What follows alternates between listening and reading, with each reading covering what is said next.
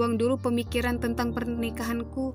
Bahkan aku dengan Mas Leo masih belum berpisah, ujar Vira setelah beberapa saat terdiam. Iya, maafkan Mama, Vir. Mama cuma mau kamu bahagia, itu saja, ujar mamanya lembut.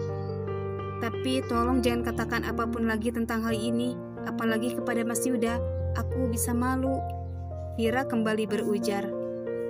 Ting tong, terdengar suara bel pintu berbunyi. Biar aku yang buka ya, Mam. Lalu Vira menuju pintu utama. Ternyata sudah dibuka ayahnya. Dan itu adalah Yuda. Dia tersenyum lembut ke arah Vira.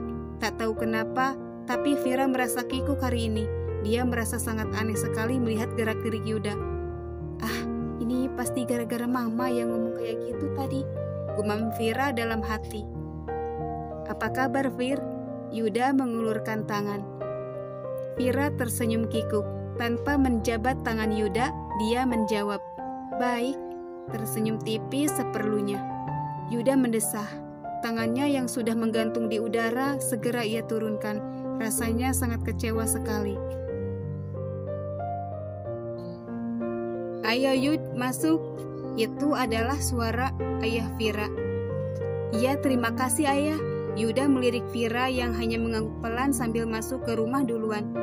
Yuda duduk dengan ayah Vira. Mereka membicarakan sesuatu yang serius tentang perpisahan Vira dengan Leo. Sementara Vira memilih untuk mengurus Ryan dulu karena anak itu baru saja bangun. Mas Yuda ngapain? Jam segini udah ke rumah.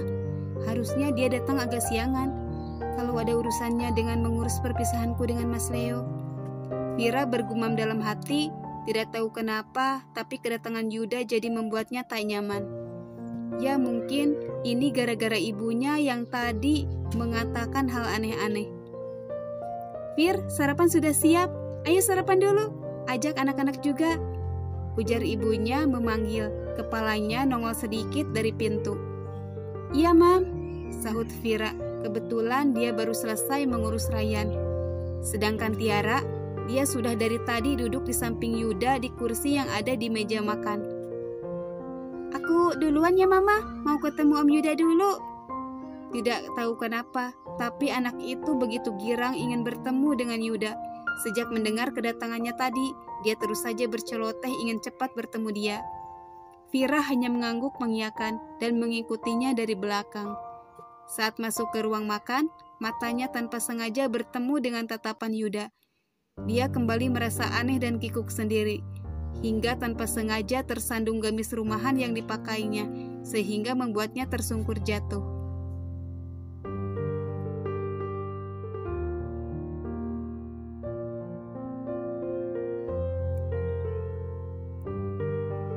Aduh, pekiknya antara sakit dan juga malu rasanya. Semua yang ada di ruang makan terkejut, panik dan refleks berteriak, antara kasihan, terkejut, bercampur ingin tertawa. Tapi masa iya tertawa? Ya akhirnya semua berusaha menahan tawa. Vira, kamu gak apa-apa? Yuda tanpa sadar menghampirinya dan mengulurkan tangan hendak membantunya. Vira menggeleng pelan dengan pipi memerah karena malu luar biasa. Dia tidak menerima uluran tangan Yuda, tetapi lebih memilih berdiri sendiri dengan raut datar untuk menyembunyikan rasa malunya. Padahal dalam hati dia sudah berteriak heboh. Kenapa bisa jatuh segala sih? Ini sungguh memalukan. Sangat memalukan sekali. Yuda merasa kecewa. Lagi-lagi Vira tak mau menerima jabatan tangannya. Kenapa? Dia merasa Vira sedang berusaha menjauhinya. Tapi salahnya di mana? Merasa bingung juga akhirnya. Tapi dia berusaha mengendalikan emosinya dan tak sampai memperlihatkan rasa kecewanya.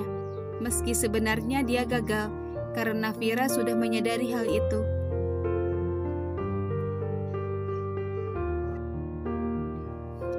Maafkan aku, Mas Yuda. Aku gak mau Mama terus saja menjodoh-jodohkan kita. Aku belum siap membina rumah tangga kembali dengan siapapun itu. Vira bergumam dalam hati, segera duduk di samping Ryan putranya. Sedangkan Yuda mengikutinya dengan langkah gontai, merasa diabaikan. Sarapan berlangsung dengan tenang, tak ada yang bersuara sedikit pun. Ayah Vira pamit ke toko.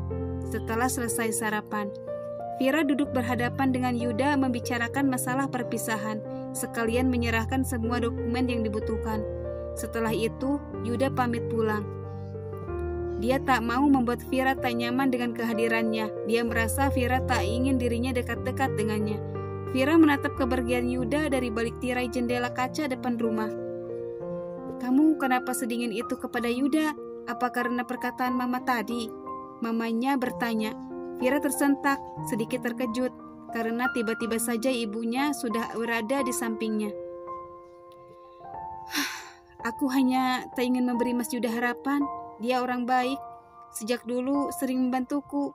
Aku sebenarnya tahu perasaannya kepada aku sejak lama, tapi tak pernah berpikir kalau akan bertahan sampai sekarang," jawab Vira.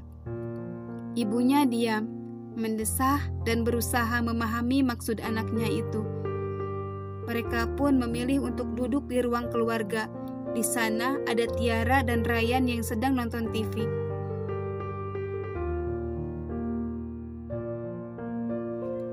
"Mam, sekolahku bagaimana?" tanya Tiara. Dia sudah tidak sekolah semenjak pertengkaran kedua orang tuanya itu. "Sekolahmu akan pindah ke sini. Mama sedang mengurus kepindahanmu. Mulai Senin depan kamu sudah mulai masuk sekolah baru," jawab Vira dengan mata berkaca-kaca. Wajah Tiara yang mirip dengan Leo sungguh membuatnya terbayang wajah suaminya itu. Tiara terpenung sejenak. Sebenarnya dia tak suka pindah sekolah, harus mencari teman baru, menyesuaikan diri dengan orang-orang yang baru, dan itu pasti tak mudah baginya. "Maafkan Mama ya, Ra, tapi ini harus. Mama dan Ayah akan berpisah. Kami tak bisa bersama lagi. Kamu sangat tahu hal itu," ujar Vira lembut. Pindah duduk di samping Tiara, membawanya ke dalam pelukan dan mengusap lembut punggungnya. Air mata Tiara menetes. Sebenarnya dia tak mau ada perpisahan di antara kedua orang tuanya.